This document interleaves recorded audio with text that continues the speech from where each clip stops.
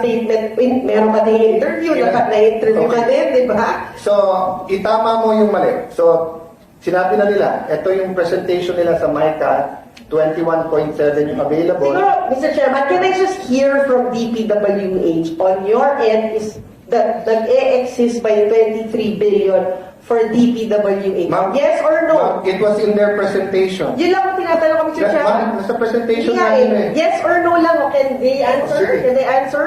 On your end, DPWH, nag-i-exist ba sa documents nyo yung amount na 23 billion? You said. There's none, Mr. Chair. No. Thank you. Sorry. You said Ma'am, there is none. Excuse me, point. Order. Thank you, Mr. Chairman. I made my point. There's no such thing as 23 billion sa Paulit-ulit na tayo DPWH. kanina Thank pa you, Mr. ng Chairman. 21.7 billion.